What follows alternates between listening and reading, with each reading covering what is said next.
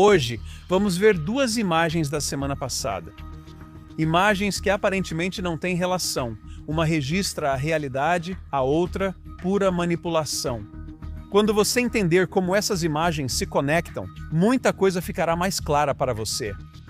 Essas imagens dão a explicação mais clara do que está acontecendo no mundo agora, como você está sendo enganado e o que realmente está sendo tramado nos bastidores. Um deles vai além de ser só mais uma cúpula. Ela mostra o mundo como ele é e do que se trata o verdadeiro confronto. A outra não é apenas mais uma falsificação feita por IA. É mais uma tentativa de apresentar o mundo como querem que você pense que ele é. Nos próximos minutos, vou mostrar como elas estão ligadas. As duas imagens mostram toda a arquitetura do momento atual.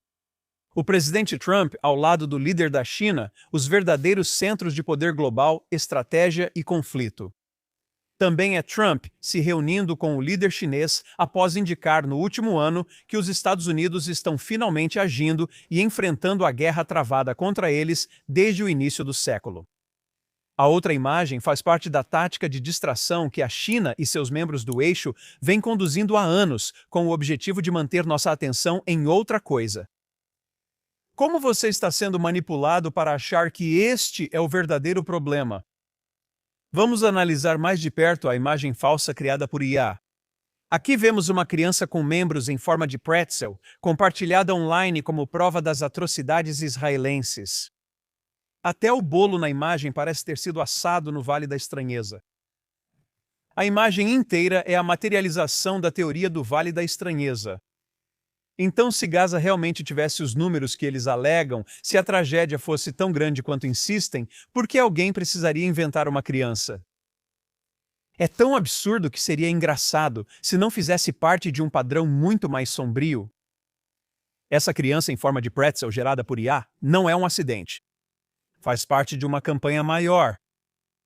Campanha de mentiras feita para gerar indignação, impedir a reflexão e manipular o espectador a acreditar na narrativa criada. Imagem falsa não é só uma mentira sobre Israel. Faz parte da mesma máquina que nos distrai da verdadeira luta. Isso nos mantém focados no teatro emocional, enquanto o verdadeiro jogo geopolítico ocorre em outro lugar. Isso faz parte de uma campanha que distorce a percepção. O que quero dizer com percepção? Vamos analisar a afirmação dos críticos de Israel de que Israel ou o lobby judaico determinam as decisões políticas dos Estados Unidos, ou pior, que Israel faz com que os Estados Unidos façam o que Israel quer. Repetir essa afirmação várias vezes cria uma percepção. Mesmo ignorando que os Estados Unidos são o maior país e potência do mundo, basta observar a realidade simples. Os Estados Unidos são mais de 440 vezes maiores que Israel em área total. A população dos Estados Unidos é mais de 34 vezes maior do que a de Israel.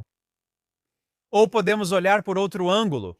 Israel tem aproximadamente apenas 0,22% da área territorial e menos de 3% da população total dos Estados Unidos. Mas, de qualquer forma, é claro que dizer que arrastamos os Estados Unidos para a guerra ou para qualquer outra coisa é absolutamente absurdo. Uma guerra vem sendo travada contra os Estados Unidos há algum tempo. Mas essa percepção existe para desviar a atenção do verdadeiro problema. Culpar Israel, um país muito menor que o seu, isso é uma distração. Repetir a acusação de diferentes maneiras cria uma percepção duradoura nas pessoas. Quando você visualiza uma afirmação, quando coloca em perspectiva, você entende o quão ridícula é essa percepção. Ao colocar as coisas em perspectiva, a percepção muda. Vou te dar outro exemplo, dizer que os Estados Unidos financiam a guerra de Israel. E claro, a parte adicional de que Israel está recebendo 3,8 bilhões de dólares em ajuda, tirando o dinheiro dos seus impostos. Agora nós realmente recebemos ajuda. Isso é verdade. Não há mentira nisso. Mas muitos outros países no mundo também recebem. Ninguém fala sobre isso. Os Estados Unidos comprometeram 82,3 bilhões de dólares em ajuda externa total para o mundo no ano passado. Apenas 6,82 bilhões desse valor vão para Israel. Historicamente, Israel normalmente recebe cerca de 5% do orçamento anual de ajuda externa dos Estados Unidos, Essa participação cresceu em 2024 após o financiamento militar extra aprovado após 7 de outubro. Então, mais uma vez, é necessário colocar isso em perspectiva. Duas coisas importam aqui. Quando se coloca isso em perspectiva, você entende a realidade. Neste gráfico, por exemplo, este gráfico ilustra a diferença de tamanho entre o PIB de Israel e o dos Estados Unidos. A economia de Israel, como vemos aqui, seu PIB é de 719,9 bilhões de dólares. É muito dinheiro. Mas compare isso com o PIB americano, que é de 20 trilhões e 300 bilhões de dólares. Esses números estão além da nossa capacidade de compreensão. Os 6,82 bilhões de dólares que Israel recebe são definitivamente uma quantia enorme de dinheiro, certamente para qualquer um de nós. E, novamente, nós agradecemos muito. Mas não estou tentando menosprezar isso de forma alguma. O contexto é sempre importante para o entendimento. E quando você olha para isso no contexto, é aproximadamente 0,00213 dos 320 trilhões de dólares anuais do PIB americano. Vamos colocar isso em perspectiva. Vou usar valores que possamos entender. Se você aplicasse a mesma porcentagem a $1.000, seria aproximadamente 21 centavos. Vamos ser generosos e dizer uma moeda de 25 centavos?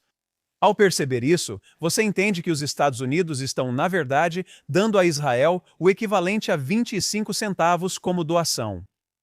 Porque é assim que se vê o quão forte é a economia dos Estados Unidos. Você se incomodaria em dar 25 centavos para alguém se tivesse $1.000? Sim, é uma quantia enorme que poderia ser usada para outras coisas, mas há um detalhe que nem sempre te contam. Não se esqueça que, ao contrário de qualquer outro destinatário da ajuda dos Estados Unidos, Israel é obrigado a gastar esses 25 centavos nos Estados Unidos. O dono da loja nos dá uma moeda de 25 centavos e nós devemos gastá-la na loja dele. Então Israel não está manipulando os Estados Unidos em nada, e o dinheiro dos seus impostos que Israel está recebendo de você é o equivalente a 25 centavos, que, na verdade, acabam voltando para o seu bolso no final. Então, quando colocado nessa perspectiva, você entende a magnitude do engano que realmente está acontecendo. E você entende que toda essa verborragia moralista daqueles que ficam alardeando sua indignação é porque eles realmente não têm noção dos fatos e tudo o que eles querem é usar isso para fortalecer a percepção de um Israel maligno. Eles querem que você acredite que o problema é a guerra de Israel, mas há outra coisa acontecendo. E aqui retomamos a outra imagem que mencionei. Essa reunião na China é mais que uma cúpula, é a verdadeira guerra. Vocês não estão lutando a guerra de Israel. O fato de alguns ainda acreditarem nisso mostra como a enganação foi profunda. Há 25 anos, a China, seus membros do eixo islâmico e a rede de movimentos políticos islâmicos alinhados a ela em países ocidentais vem travando silenciosamente uma nova forma de guerra contra o Ocidente. Eles fazem isso de forma metódica e paciente. Esta não é uma guerra convencional, e sim uma guerra mundial travada com novas ferramentas.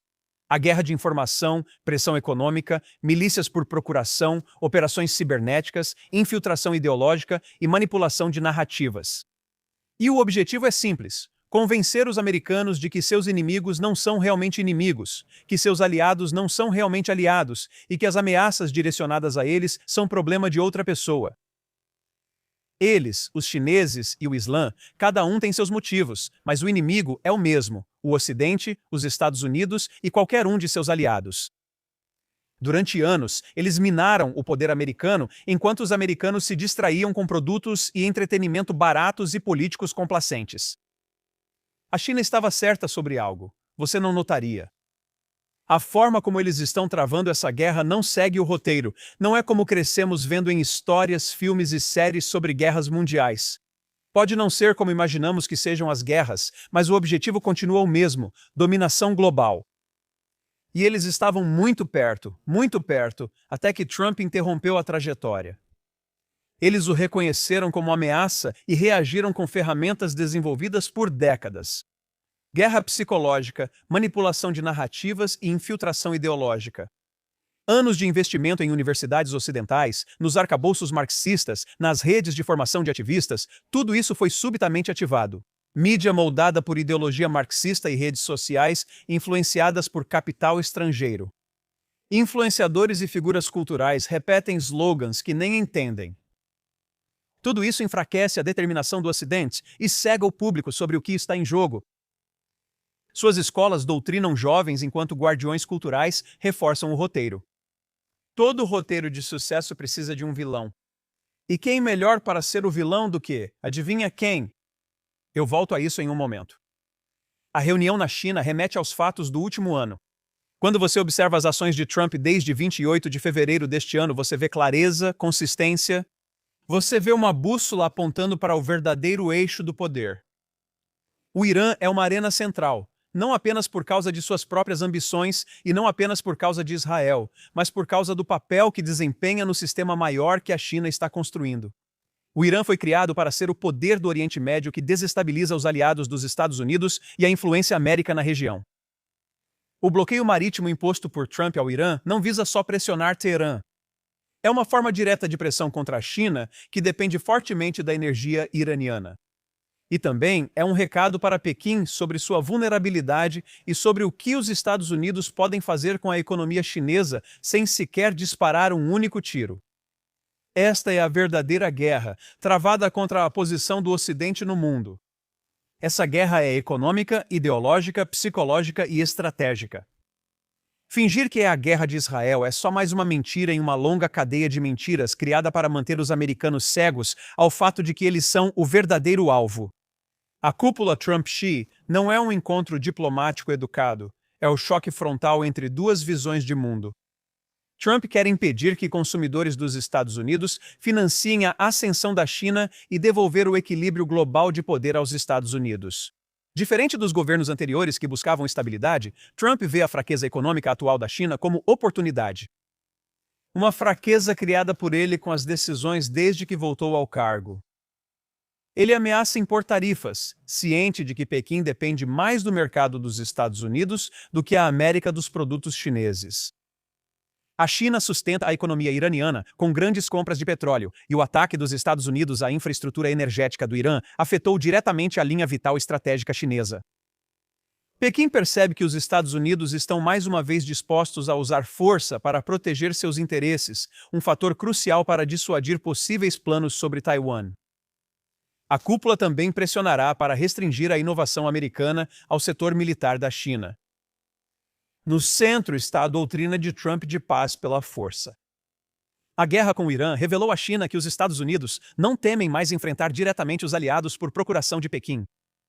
E Trump vai tentar aproveitar a desaceleração econômica da China para forçar um grande acordo, grandes concessões econômicas e contenção em relação à Rússia e ao Irã. Porque, no final das contas, o Irã é apenas um peão. O verdadeiro objetivo é impedir a ambição de Xi de transformar a China na superpotência dominante do mundo. A China agora enfrenta um Estados Unidos determinado e focado. Isso os pegou de surpresa.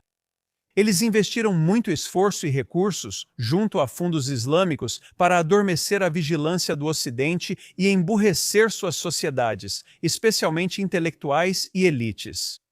Eles esquecem, ao que parece, que embora os americanos possam compartilhar algumas das atitudes, ou melhor dizendo, alguns americanos possam compartilhar as atitudes derrotistas e covardes dos europeus, o país em si, os Estados Unidos, nasceu de pessoas que já estavam cansadas da Europa. E esse espírito ainda permanece até hoje. Uma nova era de dominação americana está surgindo, e agora, ao mesmo tempo, um novo Oriente Médio está emergindo. E este é o mundo em que estamos vivendo. Uma guerra mundial travada sem declarações, sem linhas de frente e sem uniformes, mas com narrativas de agentes indiretos e indignação fabricada nas suas ruas. E o primeiro passo para se defender disso é reconhecer o padrão. Se alguém te ataca ou agride, fica claro que é um inimigo. Você sabe que deve se defender e eliminar a ameaça. Se eles passarem a criar mentiras e distorcer a verdade, afirmando que a ideologia por trás do desejo de te destruir não é o que você pensa, que nem todos eles são assim, que na verdade a sua sociedade é o problema e a causa, que qualquer crítica a eles é na verdade racismo. Enquanto contam com o apoio da mídia e intelectuais financiados por eles que desafiam o que você sabe ser certo. Pregando constantemente e minando os valores que mantiveram sua sociedade unida e desviando sua atenção para outras ameaças imaginárias, é difícil se levantar e desafiá-los. E é isso que está acontecendo. Após mostrar essas imagens e considerando tudo o que apresentei, quero falar sobre o ataque a Israel e ao povo judeu que ocorre atualmente no Ocidente. O vilão da narrativa criada por eles. Uma coisa deve nos preocupar em relação à manipulação da percepção. Eles sabem que podem se safar disso. No clima atual, qualquer coisa que retrate Israel como monstruoso será acreditada imediatamente. Sem perguntas, sem necessidade de verificação. Sem hesitação, apenas pura indignação, sem filtro, pronta para ser acionada. É o novo ódio aos judeus mascarado de preocupação humanitária. Os judeus foram retratados de forma clássica e desumanizadora, segundo a ideologia marxista tradicional, financiada por islamistas tanto na cultura quanto na mídia, como colonizadores brancos, conquistadores etnicamente superiores, cujos atos de autodefesa são considerados ilegítimos e genocidas.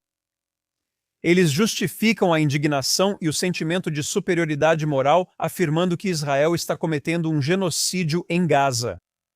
Mas essa narrativa já circulava muito antes de 7 de outubro. A acusação de genocídio no contexto de Gaza surgiu pela primeira vez em 2014, durante a Operação Margem Protetora. E então, novamente, exatamente nesta semana, há 5 anos, ela ressurgiu durante a Operação Escudo Defensivo, quando árabes em Israel recorreram à violência nas ruas aqui e o Hamas os apoiou disparando milhares de mísseis contra Israel.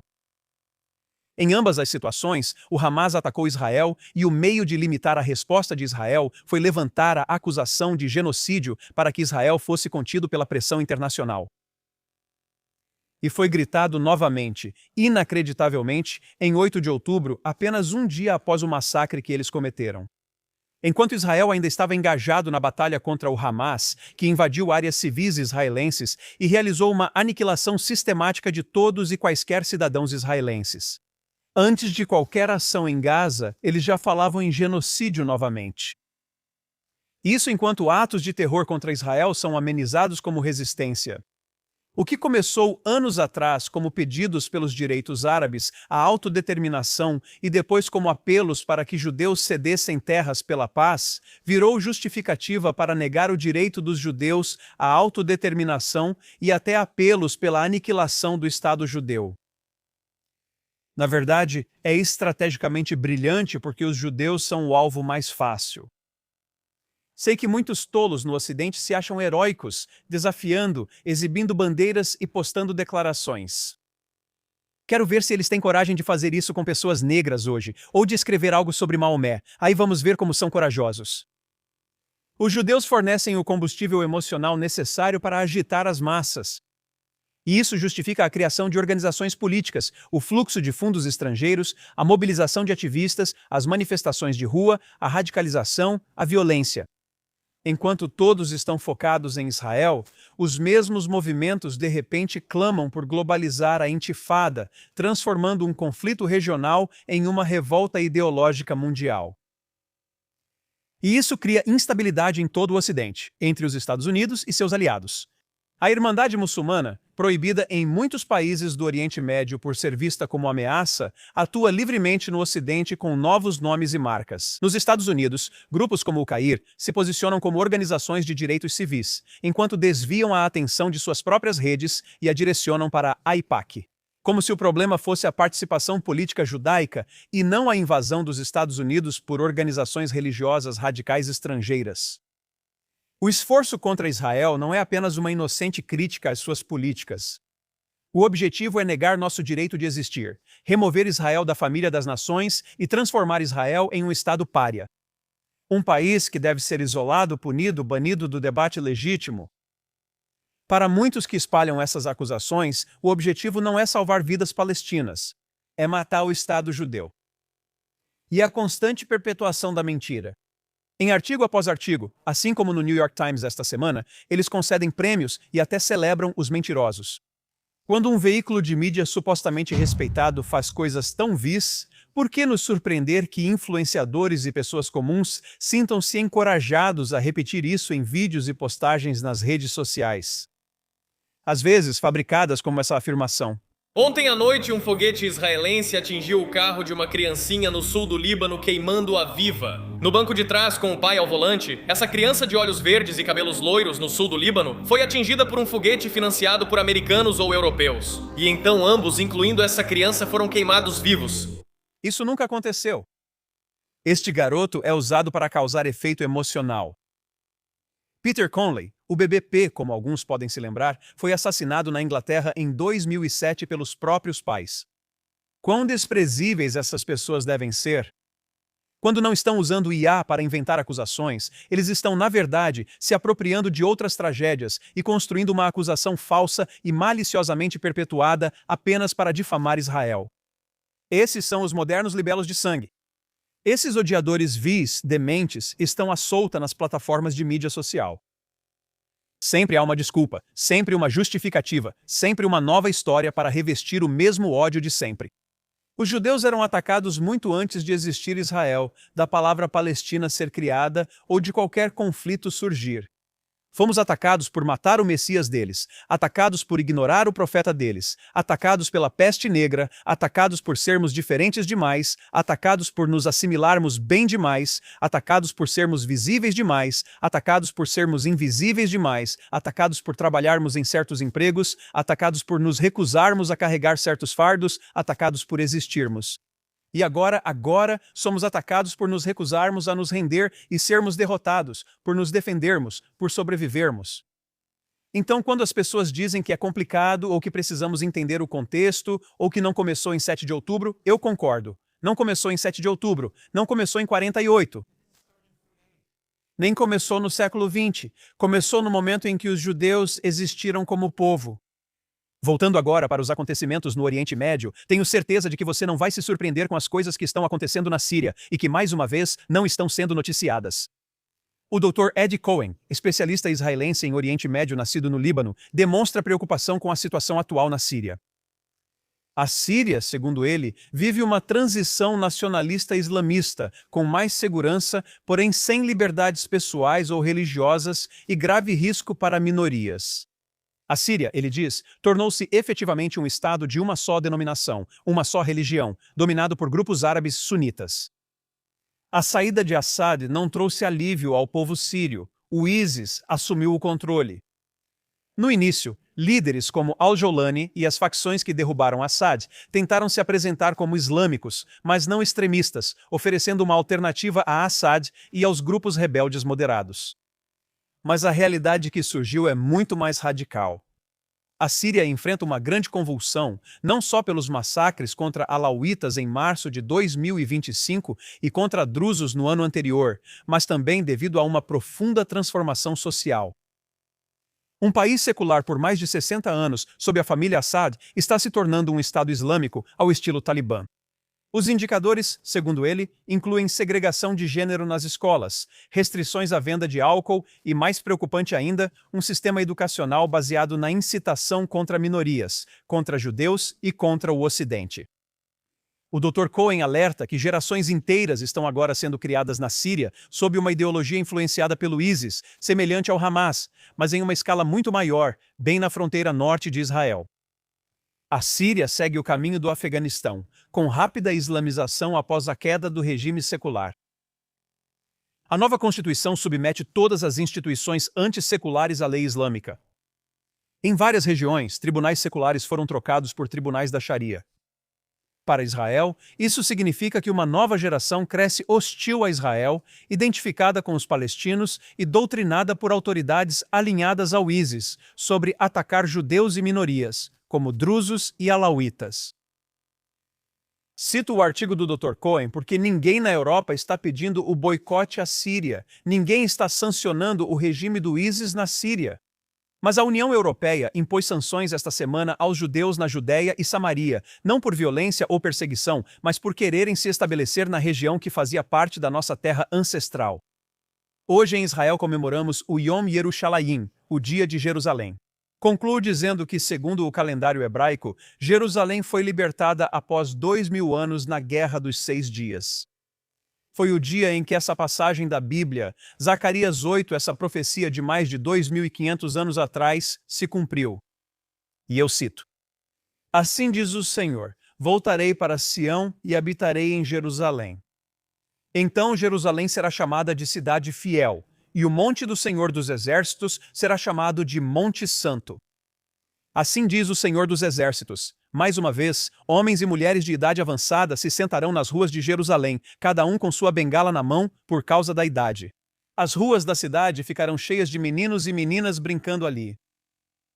E isso está acontecendo.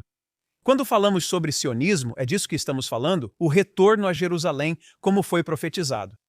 Já passamos por situações como a que estamos vivendo agora por gerações. Isso nunca extinguiu nossa crença de que um dia voltaríamos a Jerusalém.